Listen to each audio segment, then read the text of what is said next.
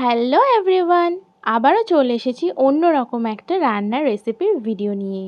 তোমরা থাম্বনেল দেখেই আশা করি অনেকে গেস করে ফেলেছো আজকে কী রান্না হতে চলেছে।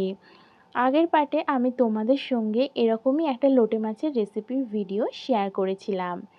তোমরা সেই ভিডিওতে অনেককে অনেক ভালোবাসা আর কমেন্ট করেছো, তার জন্য সবাইকে অনেক অনেক ধন্যবাদ।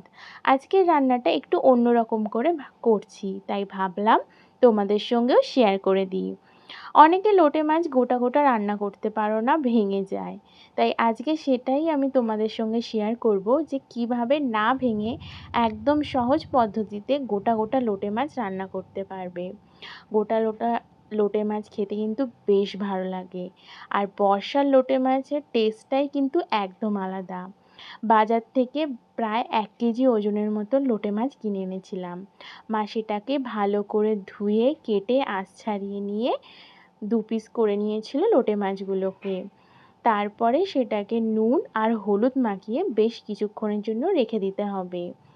একটা কড়া বসিয়ে দিতে হবে গ্যাসের মধ্যে, তার মধ্যে দিয়ে দিতে হবে বেশ কিছু পরিমাণে সর্ষের তেল। তেল গরম হয়ে আসলে আগে থেকে কেটে রাখা পেঁয়াজগুলো দিয়ে দিতে হবে। পেঁয়াজ কুচিগুলো দিয়ে বেশ খানিকক্ষণ নেড়ে চেড়ে একদম সফট হয়ে আসা অবধি, প্রায় কিছুটা লালচে বাদামি অবধি ওয়েট করতে হবে। পেঁয়াজ কুচিগুলো লালচে হয়ে আসলে তার মধ্যে দিয়ে দেবো আগে থেকে কেটে ধুয়ে রাখা টমেটো কুচিগুলো। টমেটো কুচি দিয়ে সামান্য পরিমাণে নুন ছিটিয়ে দেবো, যাতে টমেটোগুলো খুব তাড়াতাড়ি নরম হয়ে আসে। দিয়ে বেশ কিছুক্ষণ নাড়াচাড়া করে কিছুক্ষণের জন্য ঢাকা চাপা দিয়ে দেবো, যাতে টমেটোগুলো একটু সফট হয়ে আসে। এবার ঢাকাটা খুলে দেখবে তোমরা টমেটোগুলো একদম নরম হয়ে এসছে। এই পর্যায়ে এবার বেশ কিছু মশলাপাতি দেওয়ার পালা। প্রথমে এখানে দিয়ে দিতে হবে পরিমাণ মতন রসুন বাটা। আমি এখানে যেহেতু 1 কেজি লোটে মাছের জন্য ব্যবহার করছি, তাই ওই 1 চামচের মতন দিয়েছি। তারপর নেড়েচেড়ে দিয়ে দিতে হবে আদা বাটা। 1 চামচের মতনই আদা বাটা আমি এখানে দিয়েছি। দিয়ে বেশ কিছুক্ষণ নাড়াচাড়া করে ভাজা ভাজা করে নিতে হবে। আদা আর রসুনের কাঁচা গন্ধ যতক্ষণ না যাচ্ছে ততক্ষণ অবধি।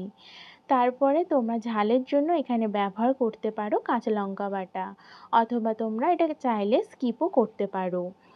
দিয়ে ভালো করে নেড়েচেড়ে দিয়ে দেবো কিছু গুঁড়ো মশলা, হলুদ গুঁড়ো, আর তারপর দিয়ে দেবো ঝালের জন্য শুকনো লঙ্কার গুঁড়ো। শুকনো লঙ্কার গুঁড়োটা আমি বেশ খানিকটা দিয়েছি, তোমরা ঝাল কম খেলে পরিমাণ অনুযায়ী দিও। তারপর স্বাদ অনুযায়ী নুনটা দিয়ে দেবে। দিয়ে মশলাগুলোকে ভালো করে নেড়ে চেড়ে বেশ মিনিট খানেক মতন কষিয়ে নেবে। মশলা যত ভালো কষবে ঝোলের টেস্টটাও কিন্তু তত সুন্দর আসবে।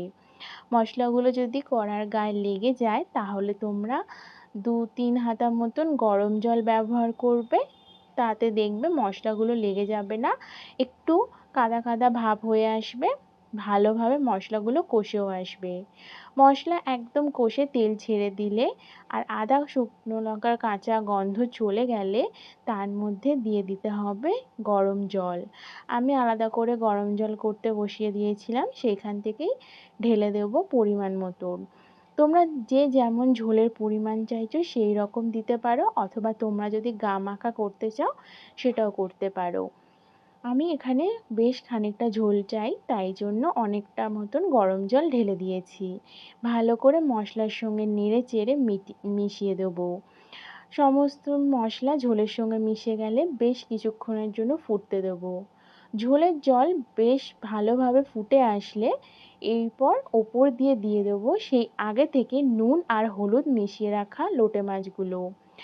একদম আলতো হাতে ওপর দিয়ে আস্তে আস্তে করে লোটে মাছগুলোকে দিয়ে দেবে। এইভাবে তোমরা লোটে মাছ যদি করো দেখবে একদমই ভাঙবে না আর ঘেটেও যাবে না, পুরো গোটা গোটা লোটে মাছই থাকবে। সমস্ত লোটে মাছগুলো ওপর দিয়ে আলতো হাতে ছড়িয়ে দিতে হবে।